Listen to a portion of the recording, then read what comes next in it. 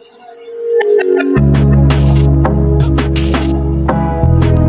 eto po, mainit din pong pinag-uusapan ito dahil eto na naman. Medyo nanahimik to ng ilang araw Pero dahil nag-celebrate ng birthday niya, first birthday, ang kanilang anak na si Lily, nabuksan na naman.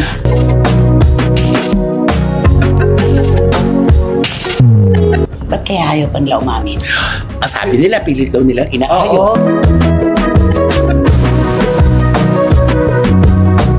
Pero kung paano sana kayong sinuportahan o ng publiko nung magmahalan kayo, nung magpakasal kayo, parang sa tingin ko naman, bahagi pa rin ng publiko ng katotohanan kung gusto nyong umamin.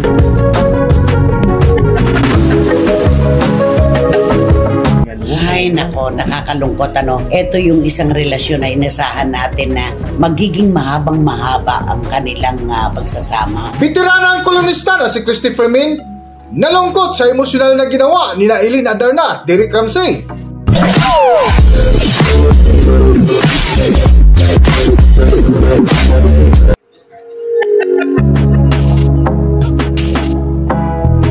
Welcome back to Philippine Celebrity Broadcast. Kamakailan nga ay pinagdiwang ang unang taon ng kaarawan ng anak ni Eileen Adarna at Derek Ramsey, na kung saan maraming nagtatanong kay Eileen Adarna kung bakit wala si Derek Ramsey sa mga larawan at ilang video clip na ibinahagi ni Eileen Adarna sa kanyang social media account. Sa vlog nga ng veteranang kolumnista si Christopher Min ay isa ito sa kanilang mainit na pinag-usapan matapos ang ilang araw na pananahimik ng mag-asawang Eileen Adarna at Derek Ramsey. Ako, eto po, mainit din pong pinag-uusapan ito dahil eto na naman. Medyo nanahimik to ng ilang araw Pero dahil nag-celebrate ng birthday niya, first birthday, ang kanilang anak na si Lily, nabuksan na naman. Ba't ayaw pang umamin ni na Derek Ramsey at Ellen Adarna na sila ay talagang hiwalay na? Oo, diba? Bakit kaya ganoon? Nung masaya naman sila, nakakapag, kasi share naman nila ang saya sila. Bakit ngayon may problema? Ipinagdaramot nila sa atin yung gusto naman natin malaman. Ay, tingnan mo noon tuwan-tuwa tayo. Oo. Oversharing nga yun ang nangyayari, di ba? Pero alam mo, hindi pala guarantee talaga yung nakikita mo araw-araw, iba-iba ang kanilang mga ginagawa. Nagmamahalan, nakakakilig. Wala palang garantiya yun. Nagtatapos pala lahat ng mga masasayang. At walang forever. Ito po. Kasi nga po, si Lily, 1-year-old na ang kanilang baby. Of course, si Ellen, nagbigay siya ng masarap na post para sa birthday celebrator niyang anak. Diba? Yes. Ang tawag pala ni Ellen, si Lengleng. Si Lengleng. Si Lengleng. Tapos ang tawag naman ni Derek, si Lilliput. Diba?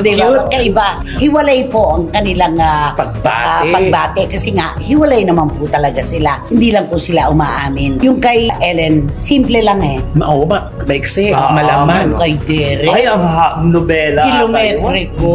Diary. Ano bang sabi niya doon sa diary? Naku, Diyos ko ang haba. At saka English. Hindi. Kailangan i-detalye mo. Ano ang sabi ni Derek? At saka English. Sa birthday greetings niya kay English Lilliput. kasi. Hindi, Tagalogin natin. Anong sabi niya? Ang bilis ng panahon. Oo, diba? Sabi niya, ang bilis pala ng panahon. Isang taon ka na pala ngayon. Lilliput. Sabi niya ganun. Alam mo si Sarah. Ay, mat may palaka. Mat may palaka. Kilala mo si Chusera? Palaka.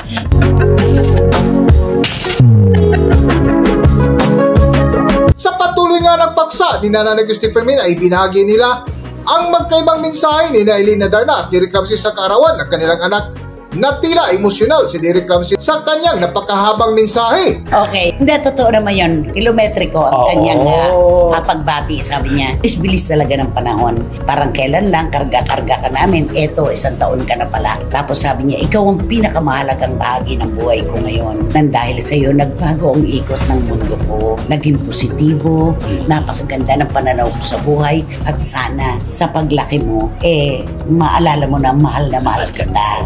Diba sabi niya? Walang banggit ng Ellen, your mom. Mararamdaman mo talaga na emotional siya. Di ba doon din nagugat yung yung karga niya si Yes, diba? totoo. Sa kanya yung mga emotional na mga post yung dahil sa'yo, ganun. Sa'yo lang umiikot ang mundo ko. Nung una yon. Pero ito, mas lalo. hindi talaga. Ay nako, isa pa itong kaso na ito na Ba't kaya ayaw pa nila umamin? Ang sabi nila, pilit daw nilang inaayos. Oo. Pero makikita mo kung may pag-aayos yan, hindi na yun. Lalo na, di ba, Night, di ba, dapat sineselebrate talaga yung 1 year old. 1 and 7. 1 and 7, di ba, dapat yan? At saka Sama dapat yan, pero tayo, walang nangyaring ganon.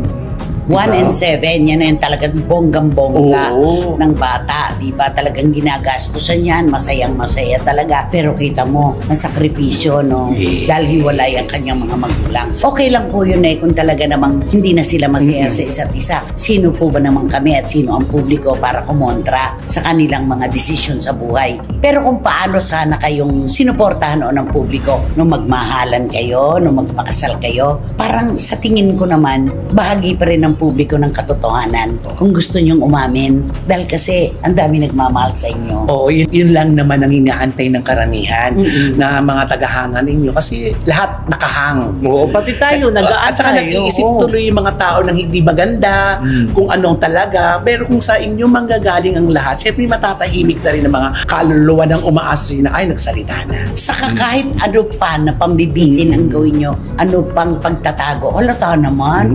Halatang halata. Pwede ba naman yung isang taong selebrasyon ng anak ninyo? Alam nyong napakahalaga niyan. Alam kong pinaghandaan nyo yan. Yes. Tapos ganito ang pangyayari. Hindi may tatago yan. Correct. Alam mo, marami nga yung nagtatanong din, ano kaya ang problema nito ng dalawa, ni Derek at saka ni Ellen? Dati Siguro sabi natin, talagang malalim ang problema. dati sabi natin baka maliit lang yan, baka maayos pa. Pero ang mahaba ang Oo. panahon.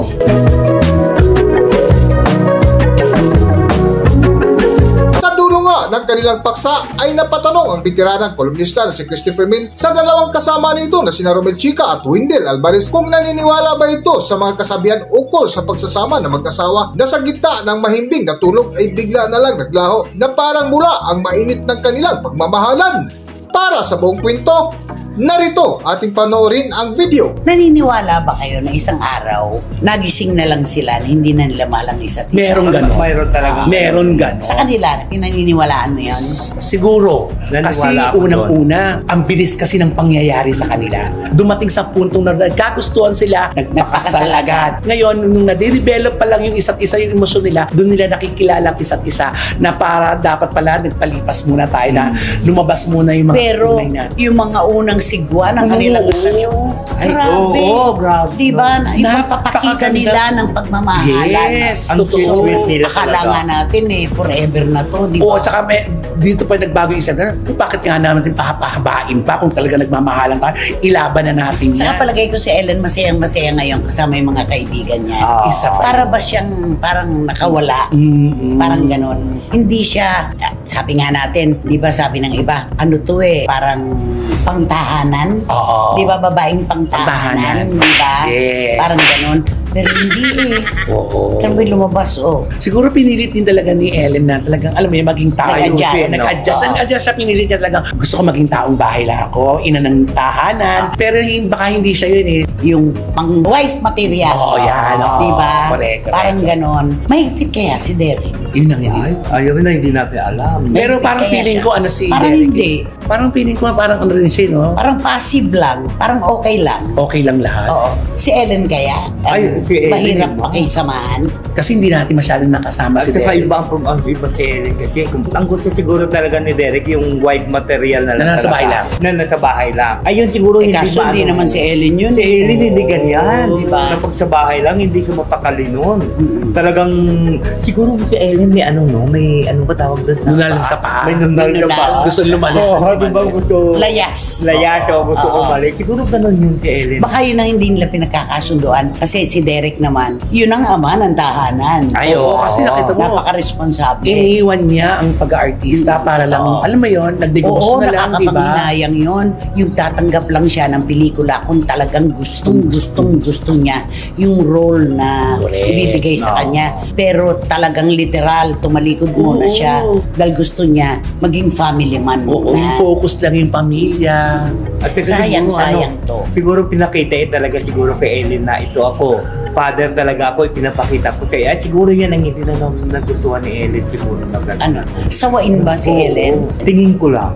Masawain siya. Kasi pagka yung isang babae kasi, mahilig sa laki sa layaw, parang masawain siya. Yung parang hindi ba mapakali sa loob ng bahay, gusto niya palagi na sa labas. Pero the Rosa time, parang asa loob lang naman sila ng bahay. Yun na nga, diba? Makita mo lagi lang sila magkasama. Oo. Sa lumabas man, magkasama pa rin. At nag-exercise, magkasama pa rin. Ay, baka yan ang ayaw ni Ellen na ganyan. Hindi. Baka yung, hindi ba ganun yun? Pag araw-araw kayo pa rin na nakikita, nagkasawaan. O kasi si Derek hindi na rin umaalis para magtrabaho, di ba? Ano na lang. Doon lang. Familiarity breeds contempt. Ika nga, di ba? Familiarity breeds contempt. Di ba? Hindi, at saka di ba sinasabi ng father naman talaga noon ni Ellen na si Ellen talaga hindi yan maswito sa loob ng bahay. Di ba? Ang gusto niyo palaging layas. Layas, di ba? Alam na alam niya ni di ba? Tito Manny Garcia. Tito Manny Garcia. Kaibigan niya yung daddy niya. Oo, kinikwento sa kanya. No? Ay, nako, nakakalungkot. Ito yung isang relasyon na inasahan natin na magiging mahabang-mahaba ang kanilang pagsasama. Tapos sa isang iglap pa, nawala na. Kakalungkot naman to. Pero sana, maglantad na kayo ng inyong saloobin para hindi naman masabi ng publiko na ano ba naman yan? Wala na pala, ang tagal na panahon na. Ba't tinatago nyo pa sa akin? Oo, huwag niyong hayaang mag-isip at gumawa ng mga kwento kung bakit kayo naghiwalay. Ng mga spekulasyon. Mas maganda manggaling mula sa inyo. Yes. Direct from the horse's mouth. Ay, katulad dito yun. Magkahiwalay yung pagbati nila doon sa kanilang anak. Nakahang na naman yung mga buzzers, di ba? Kung ano naman yung naiisip ng mga base. Marami na namang spekulasyon, haka-haka. Paano kaya naman yan? Binigay mo na kaya ni Ellen kay Derek o si Derek kaya binigay mo na kaya. Ang kawawa yung bata. Totoo. Yung bata ang nagsasuffer kapag ganito ang sitwasyon. Sana kung magkani-kanya man sila ng buhay, kaya naman nila manehoin eh. Oo. No? Hanggang dito na lang muna ang ating video at kung nagustuhan nyo, huwag kalimutan mag-subscribe at pindutin nyo na rin ang notification bell para ma-notify kayo sa ating susunod na video. Maraming salamat!